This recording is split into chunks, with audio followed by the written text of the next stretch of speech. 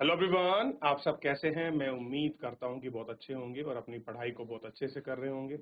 मैं आकाश कुमार पढ़ाना ICT virtual classroom में आपका बहुत बहुत स्वागत करता हूं मेरे प्यारे बच्चों। जैसा आपको पता है मेरे प्यारे बच्चों, बेसिकली हमारी आपका जो है 9th क्लास है और 9th क्लास में देख रहे हैं हम लोग भारत एवं समकालीन विश्व फर्स्ट उसकी बुक है और उसी का हम जो है पहला हम आपका तीसरा चैप्टर आज शुरू करने जा रहे हैं। पहले चैप्टर में हम लोगों ने आपका फ्रांसीसी क्रांति को देखा। दूसरे चैप्टर में हम लोग ने आपका यूरोप में समाजवाद और उसके साथ हमने आपका रूस की क्रांति को जानने का प्रयास किया। उतना आपका देखने के बाद मैं देख लिया था और मैंने कहा छोटा सा बचा हुआ उसको लास्ट थोड़ा सा आप देख लेना। कोई डाउट किसी बच्चे का पिछले चैप्टर का हो, सबसे पहले आप मुझसे पूछ लीजिए। फिर इसमें हम तीसरा चैप्टर शुरू करने जा रहे हैं और जर्मन से संबंधित है चैप्टर और बहुत ही फेमस रहा है। नाजीवाद, फांसीवाद और हिटलर का उदय।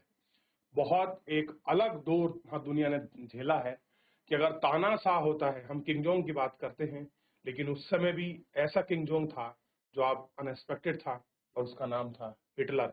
बहुत नीचे से ऊपर तक का सफर तय किया। व्यक्तित्व तो बहुत अच्छा था लेकिन कार्य बड़े उल्टे थे। इनको पढ़ेंगे कि किस तरीके से आदमी ने जातीय आधार पर नरसंहार किया था, इसको हम लोग देखेंगे। ठीक है, और आप जानते हैं कि बहुत सारे कंट्री ऐसी हैं जो केवल अपने दम पर बनी हुई हैं। उन सब चीजों का एक एक करके हम इसमें विश्लेषणात्मक अध्ययन करेंगे और देखें। ठीक, चलिए पहले किसी का एक बार देख लीजिए। चलिए,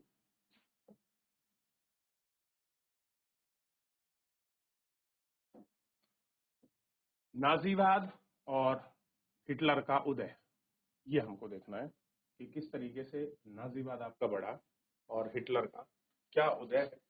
इन सब चीजों को हम लोग बात करें। ठीक,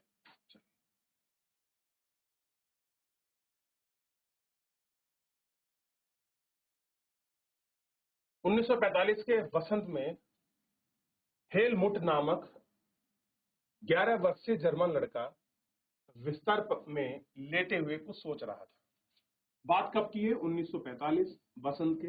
हेलमुट नामक ये नाम है लड़के का और कितने वर्ष का है? 11। और बिस्तर पड़ा कुछ सोच रहा है। जैसे हम लोग बेड में पड़े पड़े सोचते हैं कि आज हमें खाने को बेड पे मिल जाए, हमें स्कूल ना जाना पड़े, है ना? ऐसा लगता होगा ना आपको? तो इस तरीके से कुछ सोच रहा है, लेकिन इसकी सोच हमारी सोच में काफी अंतर है। कुछ सोच रहा है, तभी उसने अपने माता पिता की दबी दबी सी आवाज सुनी। हेलमुट कान लगाकर उनकी बातचीत सुनने की कोशिश करने लगा। वे गंभीर स्वर में किसी मुद्दे पर बहस कर रहे थे। कोई एक टून होती ना, आदमी सेंसिटिव होकर किसी चीज पर डिस्कशन कर रहा है, उसको वो सुन रहे थे। हेलमुट के पिता एक जाने माने चिकित्सक थे। उस वक्त वे अपनी पत्नी के साथ इस बारे में बात कर रहे थे कि क्या उन्हें पूरे परिवार को खत्म कर देना चाहिए, क्या पूरे परिवार को खत्म कर देना चाहिए या अकेले आत्महत्या कर लेनी चाहिए। कह रहे हैं या तो पूरे परिवार के साथ मरूं या मैं अकेला ही आत्महत्या करूं। उन्हें अपना भविष्य सुरक्षित नहीं दिख रहा था। वे घबरा भरे स्वर में कह रहे थे कि अब मित्र राष्ट्र भी हमारे साथ कैसा बर्ताव करने लगा है।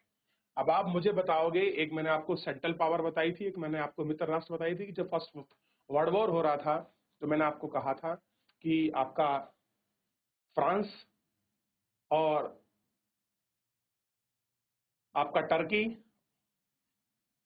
और सामने एक ये थी आपका सेंट्रल पावर, और उसके बाद मैंने कहा था कि आपका जर्मनी, ब्रिटेन और रूस ये और इटली ये आपका मित्र राष्ट्र है। जैसा हमने अपाहिजों और यहूदी के साथ किया है, अब कह रहे हैं कि जैसा हमने यहूदियों, आप जानते हैं यहूदियों की कंट्री है और कौन नाम बताएगा? बड़ी फेमस कंट्री है और उसका नाम है इजराइल। यहूदी लोग निवास करते हैं और यहूदियों ने अपने दम पर पूरे विश्व में मुट्ठी भर यहूदियों ने अपने आप को प्रूव करके दिखाया है। तो कौन है? यहूदी। अगले दिन वे हेलमुट को लेकर बाग में घूमने गए और यह आखिरी मौका था जब हेलमुट अपने पिता के साथ बाग में गया। दोनों ने बच्चों के पुराने गीत गाए, खूब सारा वक्त खेलने कूदने में बिताया। कुछ समय बाद हेलमुट के पिता ने अपने दफ्तर में खुद को गोली मार ली। हेलमुट की याद में वह क्षण अभी भी जिंदा है। उसके पिता खून से सनी वर्दी को घर के अलावा घर में ही जला दिया गया। हेलमुट ने जो कुछ सुना था और जो कुछ हुआ उसे दिलो और दिमाग में इतना गहरा सदमा, दिलो दिमाग का मतलब होता है कोई ऐसी इमेज आदमी के मन में छप जाती है कि अगले 9 साल तक वह घर के एक भी कोने में नहीं पाया। उसे यह डर सताता रहा कि उसकी माँ उसे जहर ना दे दे। क्या डर था? कि उसकी माँ उसे जहर ना दे। कौन सोच रहा है? हेलमुट। अब मुझे बताइए, इतनी कहानी तो आपको क्लियर है ना? कुछ छोटी सी कहानी है, कोई खास बात इसमें भी दिखती नहीं, लेकिन एक पता लग रहा है कि हाँ ऐसा कुछ हो रहा है, डर में किसी ने अपने आत्महत्या कर ली है। हेलमुट को शायद यह समझ नहीं आया कि लेकिन हकीकत यह थी कि पिता नाजी थे। अब देखिए, हेलमुट को समझ नहीं आ रहा कि आखिर में मेरे फादर ने जो आत्महत्या करी है, गोली मारी है, फिर मारी क्यों है, लेकिन हकीकत क्या थी? उसके पिता नाजी थे, नत्सी, यानी उनको नाजी या नत्सी, नात्सी, ठीक। वे एल्फ्रेड हिटलर के कट्टर समर्थक थे। किसके? हिटलर के।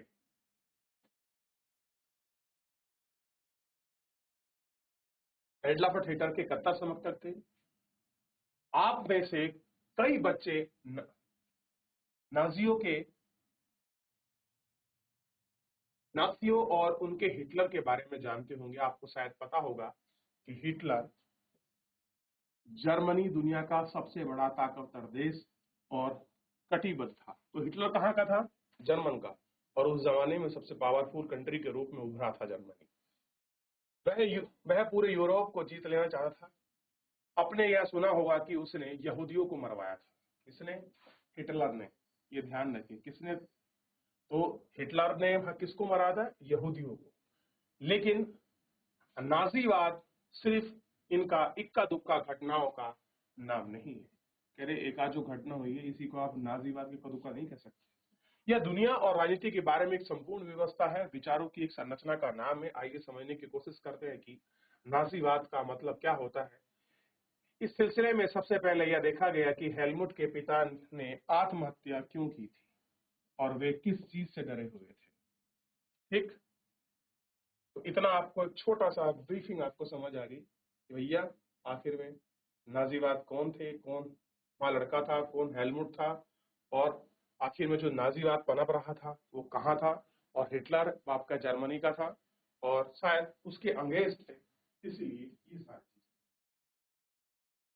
मई 1945 में जर्मनी ने मित्र राष्ट्रों के सामने समर्पण कर दिया। हिटलर को अंदाजा हो चुका था कि अब उसकी लड़ाई का क्या हल होने वाला है।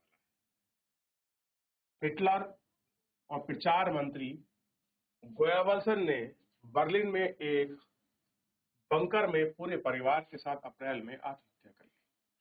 मई क्या था? देखिए, मई 1945 में जर्मन, ये टाइम है आपका सेकेंड वर्ल्ड वॉर का। कह रहे हैं कि जर्मनी किसमें था? मित्र राष्ट्र, और मित्र राष्ट्र के सामने समर्पण कर दिया। ठीक, जर्मनी।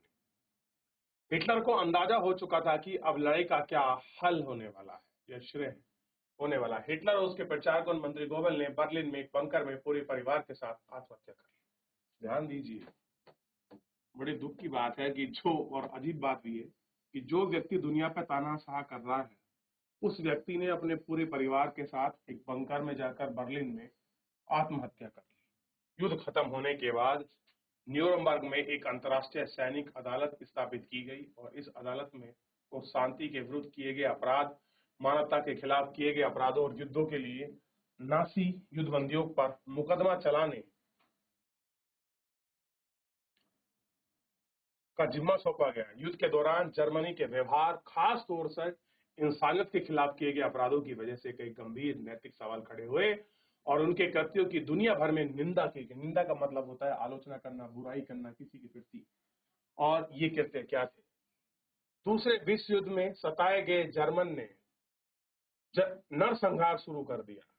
इसके तहत यूरोप में रहने वाले कुछ खास नस्ल के लोगों को सामूहिक रूप से मारा गया। मेन क्या था सेकेंड वर्ल्ड वॉर में? यूरोप में क्या किया गया? सबसे बड़ी बात है कि कुछ खास नस्ल के जो समूह है, जो कैटेगरी, उन लोगों को ही आपका उसमें मारा गया। यही सबसे बड़ा कारण था नाजियों का। ठीक, यही सबसे बड़ी चीज हमको दिखी। इस युद्ध में मारे गए लोगों में 60 लाख यहूदी, 2 लाख जिप्सी। अब देखिए 60 लाख किसको मारा? यहूदियों को, और 2 लाख जिप्सी वहां की जनजाति है उनको मारा, और 10 लाख पोलैंड के नागरिक थे। यानी कि 72 लाख का डाटा है। 72 लाख लोग मारे। किसने? अकेले जर्मनी ने। क्लियर है? नाजियों ने। साथ ही मानसिकता व शारीरिक रूप से अपंग घोषित किया गया। 70,000 जर्मन नागरिक भी मार डाले गए, यानी कि 73,000 लोग हो गए। इनके अलावा ना जाने कितने राजनीतिक विरोधियों को मौत की नींद सुला दिया गया। अगर कोई इसका विरोध करता तो उनको मौत की नींद सुला दिया गया। इतनी बड़ी तादाद में लोगों को मरने के लिए ऑप्सिक जैसा कत्ल खाने, जहां जहरीले गैसों के हजारों लोगों के साथ एक मौत के घाट उतार दिया गया। न्यूरेमबर्ग अदालत में केवल 11 मुख्य न्यायाधीश और नजियों को ही मौत की सजा सुनाई गई। कितने लोगों को? केवल 11 लोगों को ही मौत की सजा सुनाई। बाकी आरोप में से बहुत को उम्र कैद की सजा सुनाई गई। सत्ता तो मिली, लेकिन नाजियों को सजा दी गई वह उनकी बर्बरता और उनके जुल्मों के मुकाबले बहुत छोटी थी। अब जो नाजियों ने, नत्सियों ने जो किया था, जो उनकी बर्बरता थी, जो उनके क्रूर थे, जो उनके जुल्म थे, उनकी मौत की सजा उन्हें बड़ी छोटी दी गई। असल में मित्र राष्ट्र पराजित जर्मनी पर वैसा कठोर दंड नहीं थोपता था जिस तरह का दंड पहले विश्व युद्ध के बाद जर्मनी पर थोपा गया था। तो ये क्या था? ये सेंट्रल पावर की कंट्रियां थी। मैंने आपसे कहा था कल लिख लीजिए, लेकिन आपने नहीं लिखा, इसीलिए कहता हूं कि जब कोई बताए तो उसको नोट करिए। बहुत सारे लोगों का मानना है कि पहले विश्व युद्ध में आखिरकार जर्मनी के लोग जिस तरह से अनुभव से गुजरे हैं, गुजरने में भी नाजी जर्मनी का उदय में योगदान दिया। और कह रहे हैं कि यह अनुभव कैसा था। तो पहले वर्ल्ड वॉर में जो था, किसी को एक खास जाति विशेष के आधार पर उनको मारा गया, उनको देखा गया, नरसंहार किया गया। 60 लाख यहूदियों को, 2 लाख जिप्सियों को, 10 लाख जो पोलैंड के लोगों को मारा गया जर्मन के द्वारा। और ये बड़ा क्रूर था हमला। देख लिया तो नाजियों ने कैसे यहूदियों को, जिप्सियों को मौत के घाट उतारा। और बड़ी उस समय विश्व युद्ध में, सेकेंड वर्ल्ड वॉर में बड़ी आलोचना की गई और इसको नरसंहार की कैटेगरी में रखा गया कि भैया जो भी हुआ है वर्ल्ड में बहुत गलत हुआ है, ऐसा मैसेज गया। और ये हैं हमारे हिटलर महोदय, और बाएं तरफ बैठे हैं, ये हैं उनके बाएं यानी कि लेफ्ट साइड, ये उनके मंत्री जी। तो देख लीजिए इस दुनिया के महान तानाशाह। आप कह रहे हैं सर महान क्यों है? क्योंकि बहुत नीचे से निकला। और देखिए इस आदमी ने दुनिया को, दूसरों को मारा, लेकिन खुद इसने आत्महत्या कर ली। जब हार गए, पता लगा कि अब तो तुम्हारे साथ क्या होने वाला है। चलिए आगे बढ़ जाएं। तो इस तरीके से आपको एक छोटा सा हमको हिस्सा देखने के लिए मिला। अब हम सेकंड इसके पार्ट पर बढ़ेंगे और आपका सेकंड पार्ट ये रहा वाइमर।